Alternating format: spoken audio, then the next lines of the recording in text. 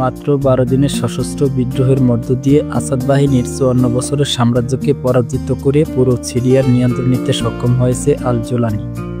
বর্তমানে তিনি সারা বিশ্বের আলোচনার শীর্ষে অবস্থান করছেন। কে এই আল জোলানি? চলুন তার জীবনী সম্পর্কে কিছু তথ্য জেনে নেই। আহমেদ হুসাইন আল সাররাহ, যিনি আবু মুহাম্মদ আল জোলানি নামে অধিক পরিচিত, তিনি একজন সিরিয়ান ইসলামপন্থী সশস্ত্র গোষ্ঠীর নেতা, যিনি 2017 সাল থেকে তাহরি আল শাম এর দ্বিতীয় আমির হিসেবে দায়িত্ব পালন করছেন। 2016 সালে আল কায়েদার সাথে সম্পর্ক ছিন্ন করার আগে তিনি আল কায়েদার সিরীয় শাখার আল নুসরা ফ্রন্টের আমির হিসেবে দায়িত্ব পালন করেছেন। আল জোলানি 1982 সালে সৌদি আরবে জন্মগ্রহণ করেন। সেখানে তার বাবা একজন তেল প্রকৌশলী হিসেবে চাকরি করতেন। তার মা ছিলেন একজন স্কুল শিক্ষিকা।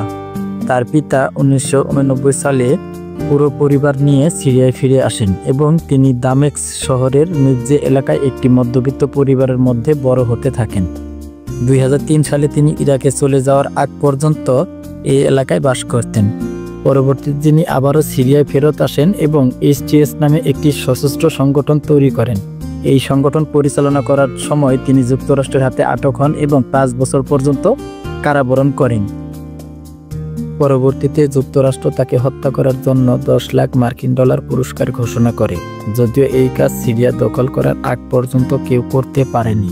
পরে জোলানি যখন সিরিয়া দখল করে নেয় তখন যুক্তরাষ্ট্র তার এই নিষেধাজ্ঞা উঠিয়ে নেয়।